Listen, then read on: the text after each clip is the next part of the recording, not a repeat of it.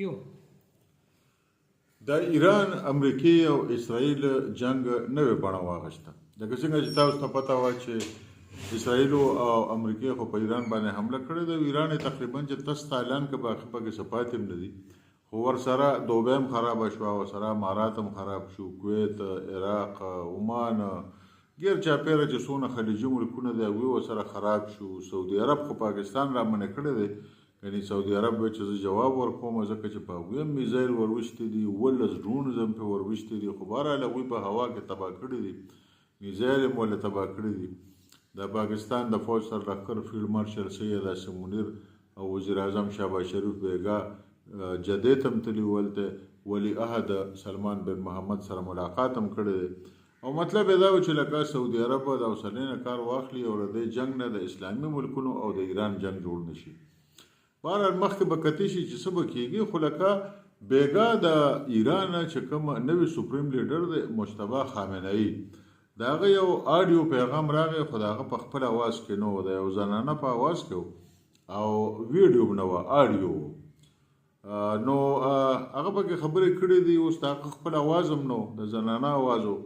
خو هغوی دا وایي چې دا هغه پیغام جاري کړی دی او دا د هغه پیغام دی. په هغې کې هغه 2-3 خبرې دا وکړې چې که دا اډۍ ختمې نه شوې، د امریکې دا اډۍ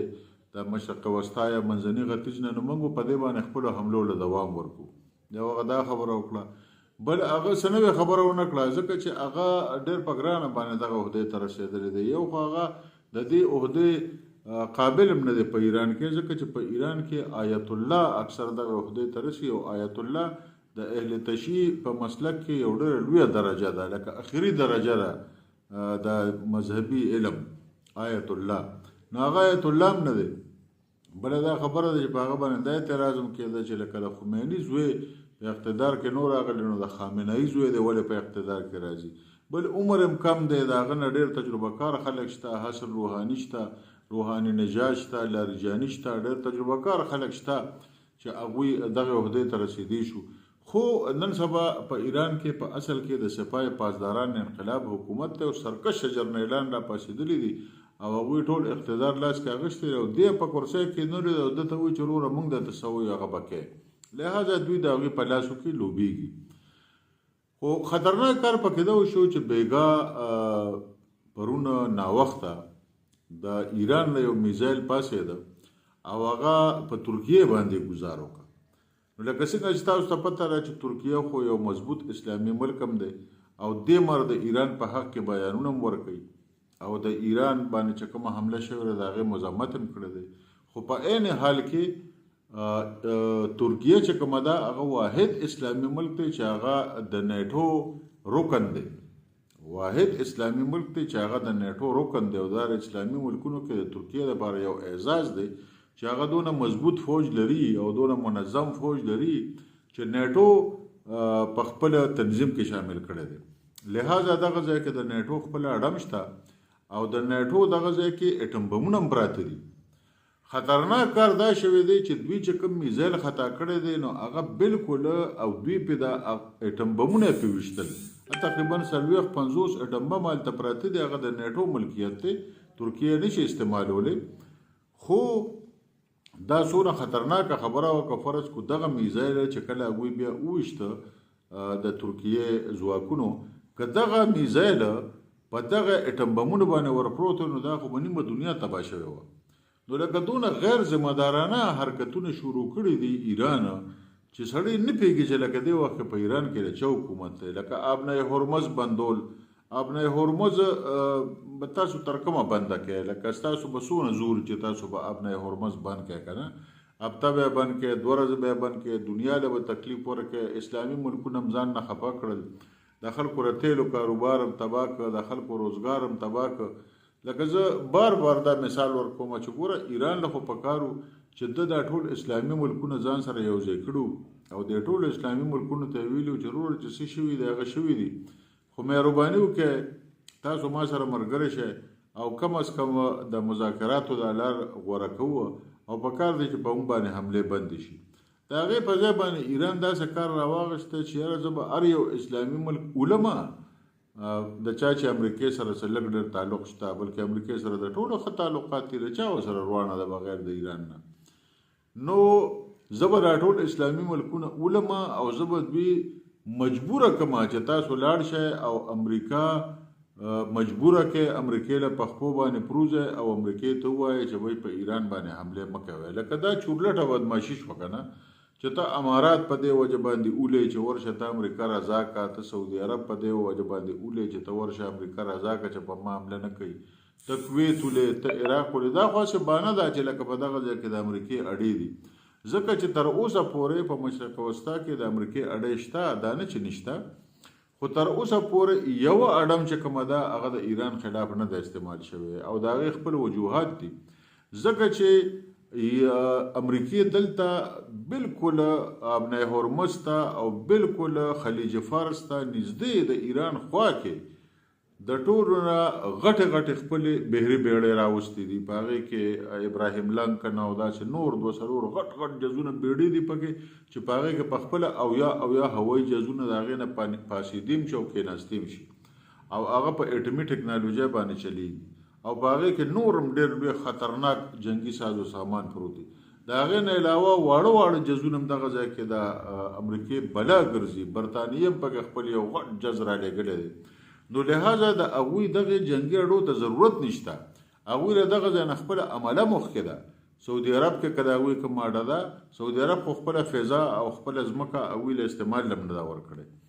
خو به هر حال د هغه ځای نه امریکې والا خپل کسان مخکې دي د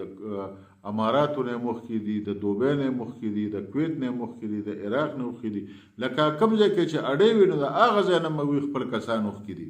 ځکه چې هغوی ته دا پته وه چې یاره ایران چې کوم دی نو هغه په دې اډو باندې حمله کوي نو لهذا په دې اډو کې موږ ولې فوجیان ساتو چې ځان له وجنو په زور باندې نو هغوی دغه اډې د مخکې نه خالي کړي دي که الهوید ده او که الهدید ده او که دا ټول اډې چې کوم دي هغه د مخکې نه خالي کړي دي نو چې د کوم اډو نه په تاسو باندې حمله نه کېږي اولته د امریکې فوجیان شته نه نو تاسو هغه ملکونه ولې ولئ او هغه اډې خو یې صرف نه دي ویشته که نه لکه دوبۍ ښار اولی د امارات هر یو ښار اولی د سعودي عرب ښارونه ویشتې دي سفارتي علاقې پکې ویشتې دي کویت ویشتې دی عراق ویشتې دی د هوایي اډو نه علاوه عام ښارونه ولولي او دا ټول ښارونه لګیا دي شړی کړی یو قسم د هغوی هغه اقتصاد بالکل تباه کړ نو لکه اسلامي ملکونه د ځانه ډېر زیات خفه کړل ډېر زیات یې له ځانه خفه کړل ان تر دې چې هندوستان چې دوی د چوتیارو هغه هم ته دغه په دې وخت کې وتښتېده ځکه چې نریندر مودي تللی و نتنیاهو سره خو برابر ملاقات وکړ ورته یې ویل چې څه د خوښۍ زه تا سره کومه نو دغه د هغوی یو جهاز تقریبا چې ته لرې لګېدلی دی او هغوی نن دا د اعلان وکړ چې ایران یو ترهګر رژیم دی او که بیا داسې کار وکړو نو موږ به خپل تپوس کوو او موږ د اسرائیلو کلکه ملګرتیا کوو او د امریکې د حملې هم کلکه ملګرتیا کوو نو ګوره پاکستان خو تر اوسه پورې دا کار نه دی کړی پاکستان خو په ملګرو ملتونو کې هم په ایران باندې د حملې مذمت کړی دی دې مر مذمت هم کوي دې مر امریکې ته وایي ما چېرې د حملې ته بند کا سفارتکاري په کار ده سفارتکاري په کار ده سعودي عرب یې د جوابي حملې نه منې کړی دی دا یې په منډه باندې بېګا د پاکستان د فوج سره لښکر او اسحاق ډار د خارجه چارو وزیر او شهباز شریف لاړه او هغوی ته ووایي چې بهی تاسو مه کوئ خیر دی او د دې جنګونه نه څه نه جوړېږي حوصله وکړئ حوصله وکړئ حوصله وکړئ لکه اخو ته خلک منې کوي او نه یوازې دا چې سعودي عرب یې منې کړی دی بلکې ټول خلیجي ملکونه چې کوم دي نو هغه هم د جوابي حملې نه منې کړي دي او دا د پاکستان یو ډېر لوی احسان دی په ایران باندې خو احسان اوس ایران د احسان فروشۍ نه کار اخلي نو مطلب مې دا و چې لکه ګوره دا کوم ترکیې سره چې کوم حرکت وکړ که دغه اټمي ډیپو لګېدلی و نو تاسو خو دنیا تباه کوئ په خپله تباه شوئ نو دنیا تباه کوئ دې خوا تاسو خلیجي ملکونه ټول تباه او برباد کړل دې خوا یو پاکستان باندې وس نه رسي پاکستان سره اټم بم دی ګنې پاکستان خو برته بیا چلو خو سعودي عرب یې دنه منې کړی دی خلیجي ملکونه یې دنه منې کړي دي ښه د اماراتو چې څونه هوایي قدرت دی که نه ایران د هغې پوندې ته هم نه رسي خو تر اوسه پورې په امارات هم ګزار نه دی کړی د پاکستان په وینا دغه شان په کویت نه دی کړی دغه شان په عراق نه دی کړی سعودي عرب په نه دی کړی ګنې